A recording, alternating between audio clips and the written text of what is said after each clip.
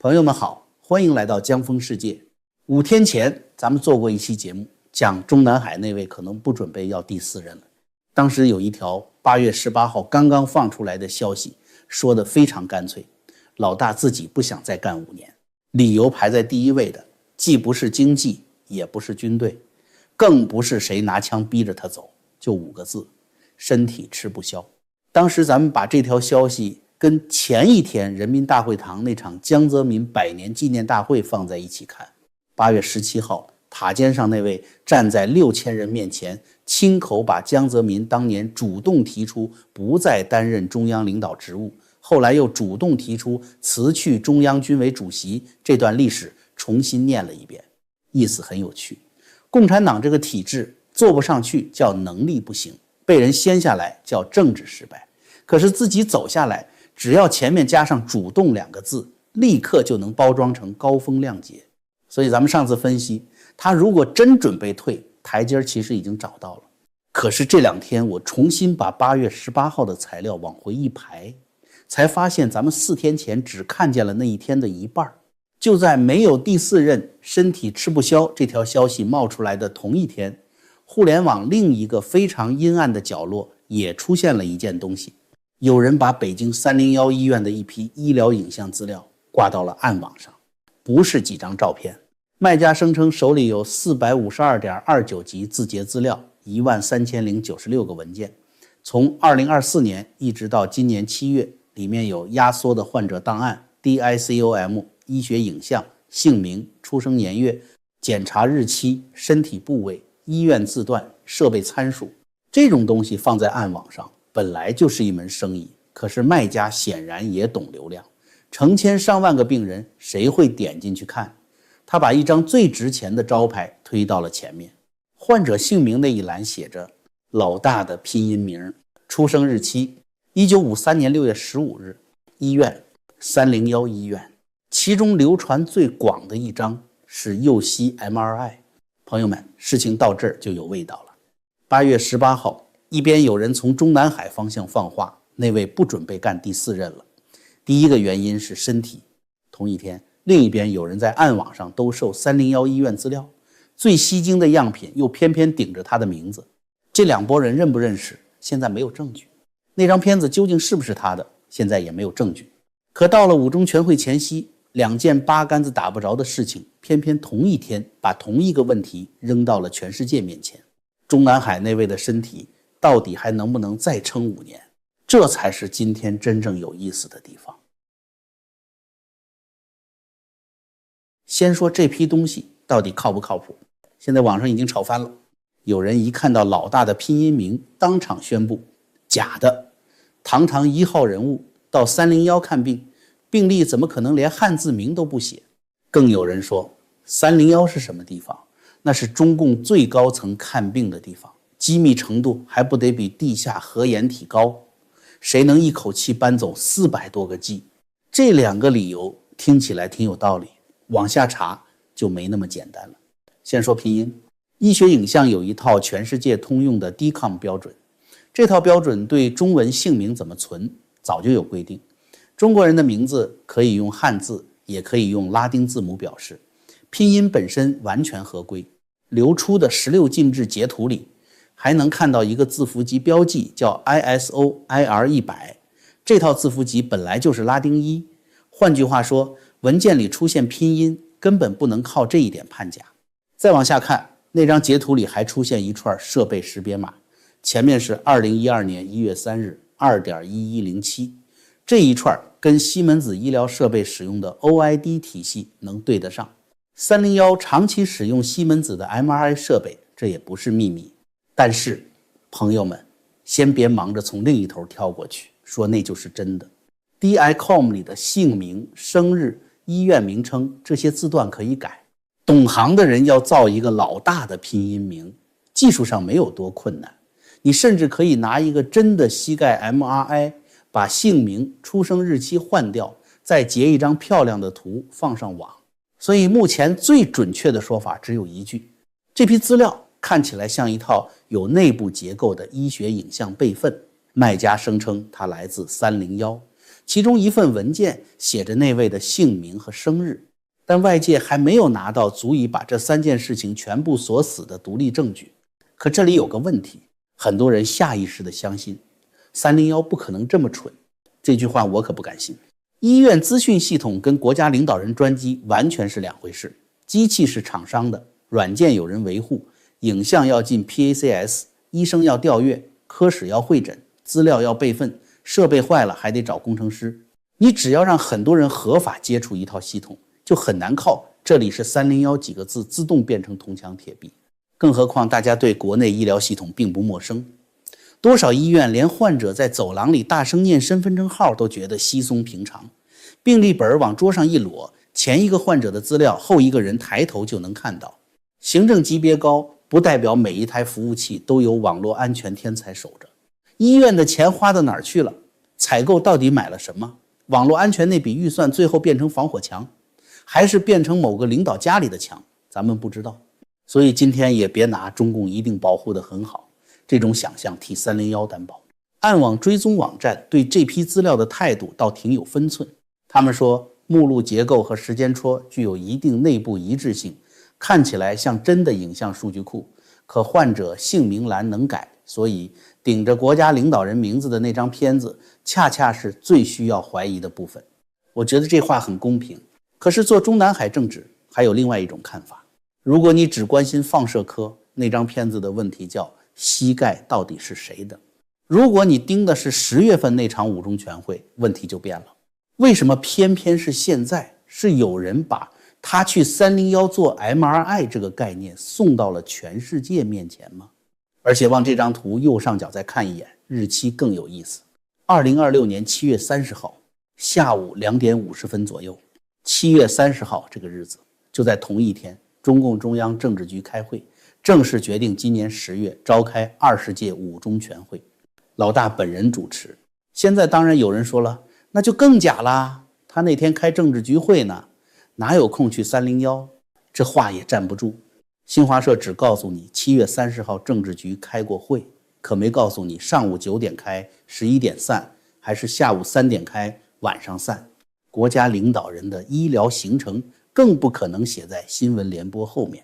今天下午2点50分到解放军总医院拍了个膝盖，真要检查，开会之前能去，开会之后能去，中间也能去。北京城里这点距离，对最高领导人的车队更不是什么问题，所以公开行程反驳不了这张片子。同样，这张片子现在也证明不了他那天真的去了301。咱们先把门留着，因为下一个日期比7月30号还有意思。先把日历翻到8月17号，那天人民大会堂纪念江泽民诞辰100周年，塔尖上那位亲口把江泽民当年主动提出不再担任中央领导职务，后来又主动辞去军委主席，这段历史重新念了一遍。这个细节5天前咱们已经专门讲过，到了21大前这个节骨眼，主动交班突然又被擦亮成一种政治美德，这本身就很有味道。今天不再重复，有兴趣的朋友可以去看看。真正的新东西出现在第二天8月18号北京时间上午9点50分左右，蒋网正在 X 上放出一条所谓独家消息，标题干脆得很，没有第4个任期。也就是说8月18号上午身体撑不了下一个5年这句话已经被明明白白扔到了墙外。偏偏就在同一个8月18号，暗网上那批所谓301医院影像备份也被发现挂牌出售。前面咱们已经把技术细节扒过了，也就是说同一天2条来源完全不同的消息，一条讲他不想再干，因为身体不行了，另一条干脆把一张所谓301的 MRI 摆到了全世界眼前。这两拨人有没有关系，现在谁也证明不了。可政治里有一件事很有意思，东西是谁弄出来的，跟最后谁拿来用完全可以是两码事。黑客如果真偷到了医院资料，他最初可能只想挣钱。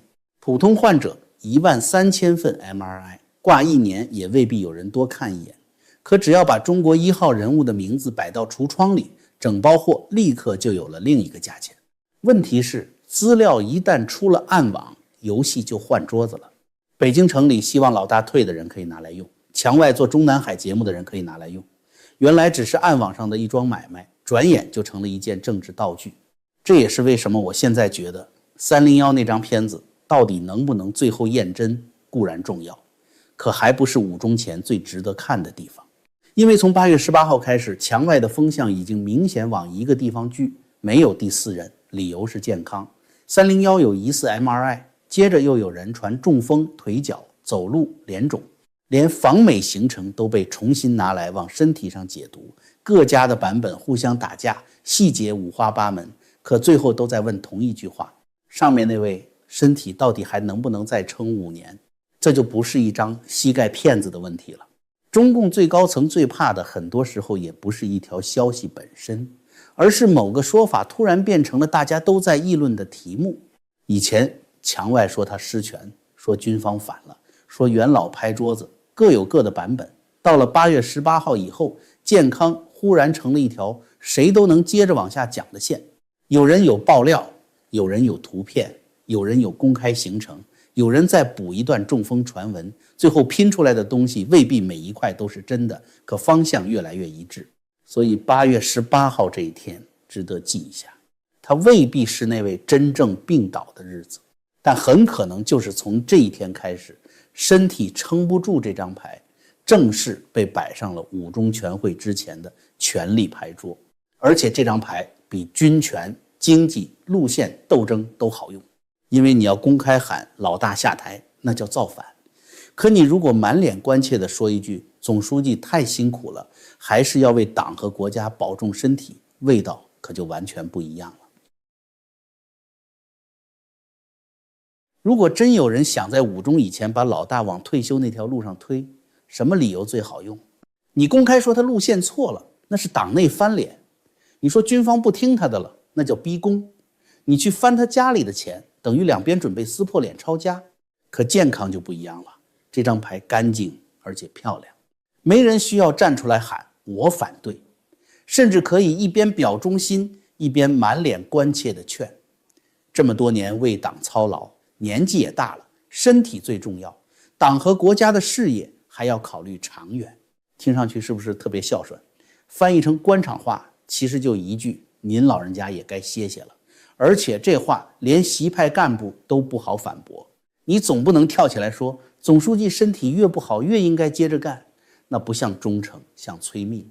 更麻烦的是8月17号那场江泽民100年大会，老大自己刚把主动交班这张牌擦亮，江泽民主动退出中央，主动交出军委，胡锦涛后来裸退。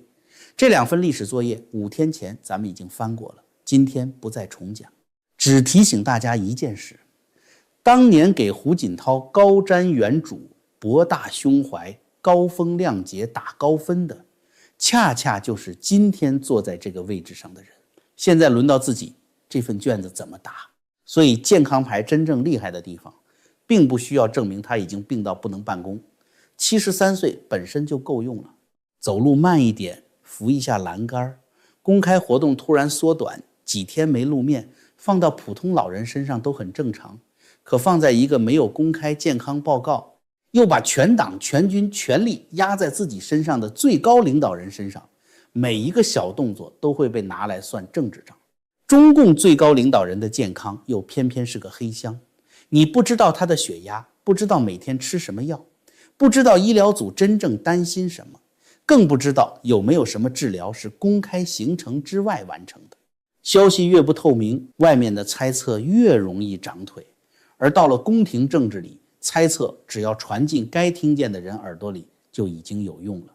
这里要分清一件事，医生关心的是这个人到底有没有病，政客关心的是大家是不是已经开始相信他的身体存在风险。只要中央委员开始琢磨下一个5年万一中途出状况怎么办，军队开始考虑最高统帅如果突然无法履职，谁来下命令，常委们开始盘算21大还不安排接班，将来谁收场，健康问题就已经从301的诊室走进中南海的权力计算里了。这也就是为什么那张疑似 MRI 即使最后不能坐实，政治效果照样可能存在。以前墙外天天有人喊他失权，喊军队反了，喊元老拍桌子，很多人听完当娱乐。可到了5中前夕，他的身体还能不能再撑5年？一旦变成党内外都有人谈的话题，性质就不一样了。你不需要加入什么反习俱乐部，只要说一句确实应该考虑党和国家的长远安排，立场就已经悄悄往交班那边挪了一步。昨天咱们讲中纪委6次全会，重点是5中以前怎么摸底，怎么做中央委员和候补委员的工作。今天再补上健康这张牌，前后就接起来了。真正麻烦的从来不只是大会那天怎么投票，而是开会以前几百个坐进人民大会堂的人心里是不是已经接受了一个前提，老大可能真的该退了。所以健康这张牌好就好在它不需要打反旗，也不用喊政变，你甚至可以一边喊2个维护，一边劝他保重龙体。话说的越暖，政治味道反而越重。可问题来了，这股身体不行了的风到底是怎么从墙里吹到墙外，又从墙外吹回北京的呢？说到保重身体，咱们自己也一样。普瑞堂最近不少客户回馈都提到，玄宝黑参吃起来方便，口感有回甘，有人长期工作忙，容易疲累，服用一段时间后，觉得日常精神和体力状态更好了。这些都是消费者个人的使用感受，当然不能代替医疗建议，但拿来做日常滋补和保养确实很省事。请支持江峰，点击下方链接，结账时输入专属优惠码 JF， 即可享受全球包邮。购买满500美元再送1根黑参，多买多送。说到这儿，就得聊聊墙外这些年最挨骂的一群人，所谓听床师。这个词本来就是嘲讽，意思是中南海门都进不去，却天天告诉你昨晚谁跟谁拍了桌子，谁被叫去谈话，哪一位回家没睡好。可有些人自己也讲过类似的意思，别把海外爆料人想得太神通广大，上面那层不同派系本来就会往外放消息，墙外这些造谣传谣的人有时候就是被人拿来传话的工具。我倒觉得这句话比很多爆料本身都有意思。你想，院墙里真有人想打那位1张牌，他能怎么办？常委不能开直播，元老不能注册一个 X 账号叫北戴河老干部，管军务的那些人更不能拿着文件跑到路透社门口说，同志，我这儿有份劝人退位的方案，麻烦给我发一下。那怎么办？消息往外拐，几个弯。北京某条线上的人先把半句话递给熟人，熟人再找海外的人，到了第3手，原话可能剩下70%。上了 YouTube， 为了让缩图有人点，再加一点戏，到了 X 上又被压成一句北京出大事，2天以后再传回中文圈，连最早放话的人看了都未必认得这孩子长得像自己的。可是有一样东西可能一直没变，方向。比如你真正想让外面知道的，其实只有一句，第4任有变数。至于是谁逼的，哪天谈的，在哪个房间谈的，完全可能越传越花。或者你真正要打的是健康牌，那外围就可以长出很多枝杈，中风、301、走路慢、腿脚不好、公开活动缩短，最后每一家讲的细节都不一样。可观众脑子里留下的是同一件事，上面那位身体是不是出问题了？所以看这类爆料，我反而不太在意每一个细节。今天说下午1点被带走，2个月后那个人又出来公开活动，这种翻车墙外又不是第一次。可如果同一个时间窗口，10几条互不相干的小道消息都开始往同一个方向吹，那就不能只当成10几个人集体喝多了。这也解释了为什么上面那层放风最好用的往往就是半真半假，全假的东西传不远，因为一戳就破，全部坐实的东西反而没什么悬念。最容易传开的恰恰是前面8、9步都能对上，最后一步差一个证据。你看301这批资料就很典型，452个 G 有了，13000多个文件有了， DICOM 格式有了，姓名生日也摆在那儿，最后卡住的一格就是这到底是不是那位的膝盖，偏偏就卡在这里最能传，因为所有人都会忍不住再往前猜一步。这就是那个院子里信息战最好玩的地方。放料的人未必要求你100%相信他的故事，他只要把你带进他设定的问题里就行。原来大家每天问的是那支队伍到底听谁的，秋天那场会不会换人？现在突然多出一个问题，那位的身体还能撑多久？问题一换，气氛就换了。墙外骂，听床诗，我倒觉得这个词挺形象。古代皇宫里，外面的人确实不知道皇帝晚上睡哪个宫，可宫里真想让你知道一点什么，也不用把圣旨贴到城门口，窗户开条缝，里面露出半句，第二天茶馆里就能讲出10个版本。今天那扇窗户换成了 X、YouTube、Telegram， 宫廷的玩法没怎么变。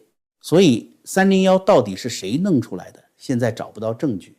8月18号那条没有第4任到底是哪条线放出来的，我们也不能替他认祖归宗。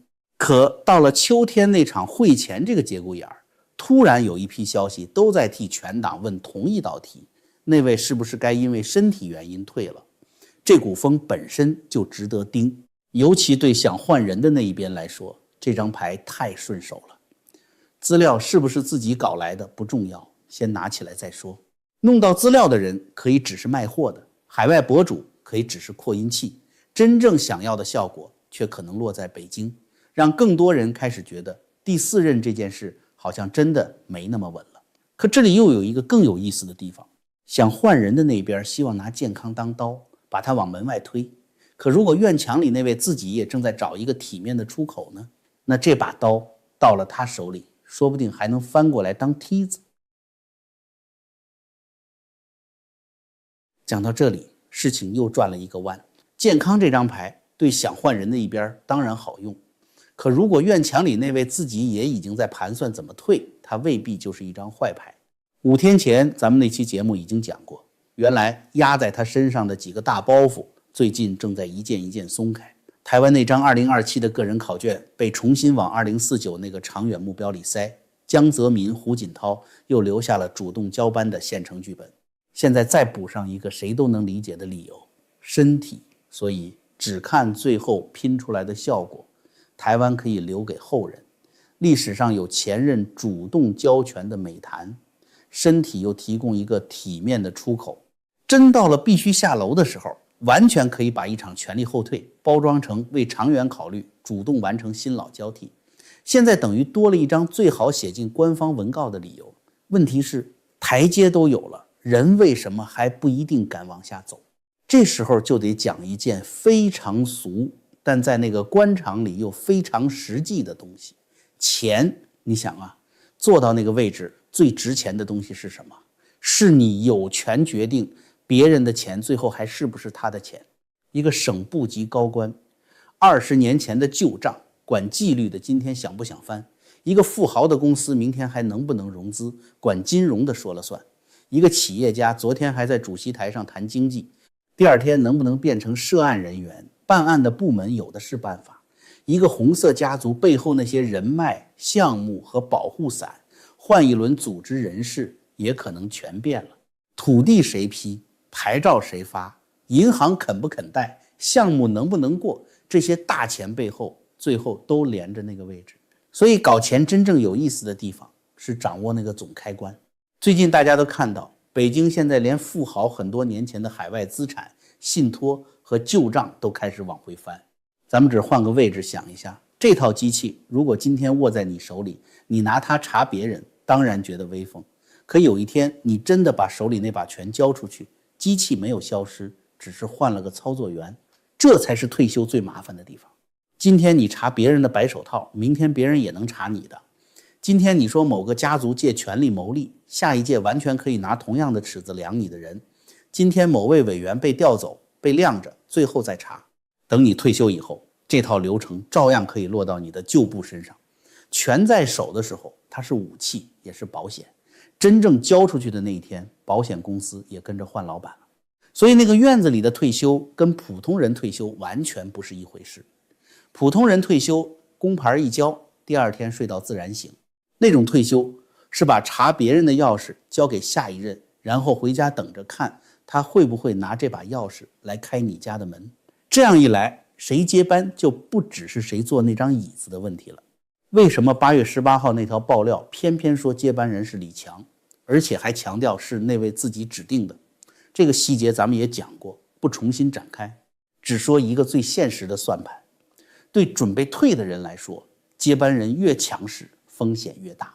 今天还叫你核心，明天开始清你的人，后天重新评价你的路线，再过2年把那份历史决议重新写一遍。这种事情在过去几十年里又不是没发生过。李强最大的优点恰恰可能就是他没有那么多自己的本钱，他的位置高度依赖现在这位的提拔，在队伍里没有自己的山头，也不像老一代那样有一大片独立根基。对一个准备下台又怕下台后被翻账的人来说，这种接班人当然比一个翅膀已经硬了的人看着舒服。可问题也正在这里，如果秋天那场会之前真的有另一套力量在推位置重排，他们凭什么接受你可以退，但是下一任还得你钦点？如果有人更属意胡春华呢？如果那边有自己的算盘呢？如果管纪律的那套系统想往下追的人恰恰是这一派最不能让碰的那些人呢？更狠一点，如果对方只答应让你体面下台，却不肯给你家族旧部和那份遗产一张长期保单，那这个退休协议就还差最关键的签字。所以现在再回头看并退2个字就很有意思了。想换人的一边可以拿健康当刀，说73岁了保重身体该交班了，那位自己也可以把同一张健康牌拿来做台阶，说我不是被逼走，我是主动安排未来。可台阶好不好看是一回事，走下去以后还安不安全是另外一回事。这也许才是那场会之前真正难谈的部分。并退证明可以写，退休条件还得谈。而接下来我们真正该盯的也就不是那张右膝 MRI 磨损到什么程度了，谁突然坐上新的位置，谁开始碰那支队伍，谁得到接班人的规格，谁又从最里面那个圈子里掉出去，那些变化才会告诉我们这份退休协议究竟谈到哪一步了。你说这股风最后能不能吹进那座大会堂，10月份就知道了。可我现在最想看的是，等那场会真正开门那一天，几百名委员、候补委员坐进去，脑子里会不会都已经被塞进同一个问题：上面那位真的还能再干5年吗？如果您觉得今天这期节目有意思，请帮忙点个赞，订阅江风世界，打开小铃铛，也请把节目转发出去。咱们下期节目见。